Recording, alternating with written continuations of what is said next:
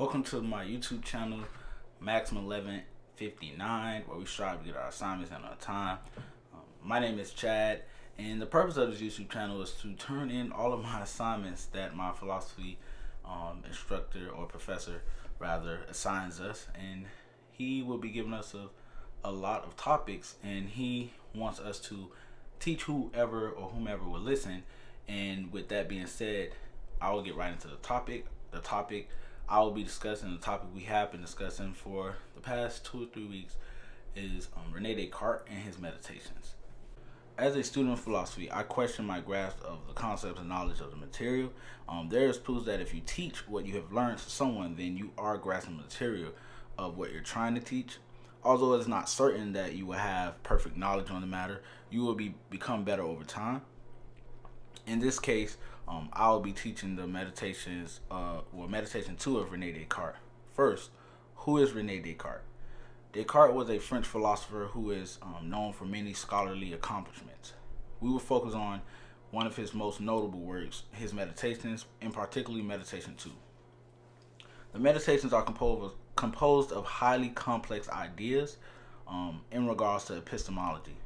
And epistemology is the theory of knowledge, and it is also a branch of philosophy that concerns knowledge. Of these meditations, we will examine Meditation 2, as previously stated. Meditation 2, the nature of the human mind, which yields his most acclaimed quote, "I think, therefore I am." In this piece, we will review the basic fundamentals of Meditation 2, in addition to raising a new philosophical question branching from that meditation. A brief recap of Meditation 1. Descartes comes to the conclusion that he can be deceived because he has been before. With that being said, how can he really know what's certain and what's not? Descartes notes that if his senses can deceive him, then he may have many false beliefs. Descartes continues that there are beliefs that are uncertain and certain. In Meditation 1, what can be called, Descartes dispels all of his beliefs in that he knows nothing exists, due to the fact that there may be an evil demon who is deceiving him. In Meditation 2, the nature of the human mind, Descartes takes a deep turn into what can be certain. Imagine, if you will, that you are in a state of mind where you have realized that things may not be what they seem, false beliefs. You are questioning whether things around you exist, human beings, your dog, or even thoughts. If you have recognized that everything can be a false sense of reality or false beliefs, what can you believe for certain? Descartes leads himself down a rabbit hole, if you will. Maybe his body isn't real. He turns to his mind. What about his mind can prove his existence? At this point, Descartes is experiencing a high sense of skepticism. How does one deal with this doubt of belief that he knows nothing for certain? Descartes' second meditation turns to that of his mind.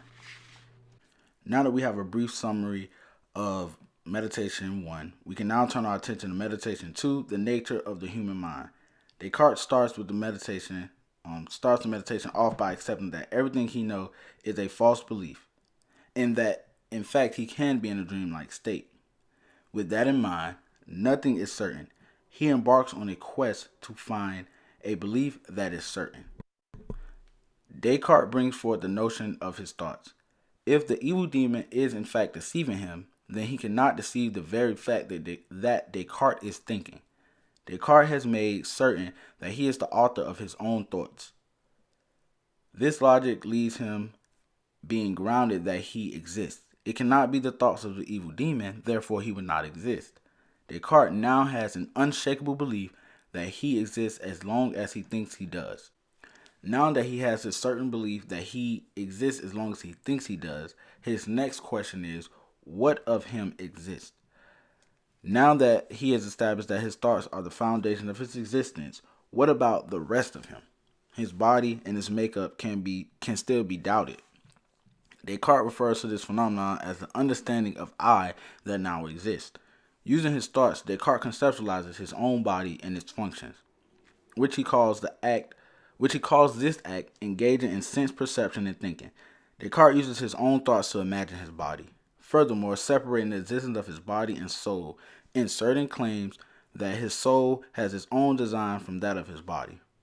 Descartes applies his logic that the evil demon can deceive him of his body and soul. Could not separate himself from his thoughts. So the evil demon cannot separate Descartes from his own thoughts. The two, he and his thoughts, are tethered nevertheless. Descartes establishes that he is a thinking thing, that he uses his imagination to view the world around him. Descartes has yet another unshakable belief that these thoughts, even if they are not certain, require that of a human mind. Moreover, the mind and all that it conceives are not by way of the senses, but they are an understanding of the mind itself. So, to do a brief recap of his method, Descartes knows that he is thinking, and the evil demon cannot deceive him of this. This is the foundation of his existence. His body and soul, sense perception, are from his imagination, which is a part of his thinking. His mind is what understands these perceptions of his body and the world around him. Now that we have a brief understanding of Meditation 2, I would like to bring forth a new question. I post, therefore I am. So let's suppose that an individual posts a photograph of themselves online. Is that picture an extension of the individual's existence?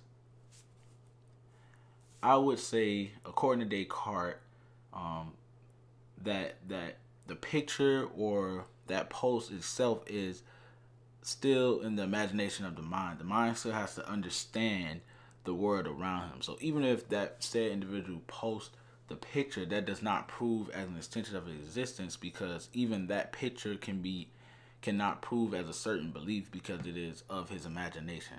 Only the mind can be certain. So that's my take on it. I'm interested to know who's ever listening take on this notion.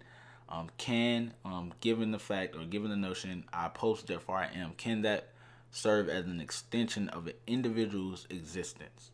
Thank you for watching this brief teaching of what I've learned on RENE Descartes Meditation 2.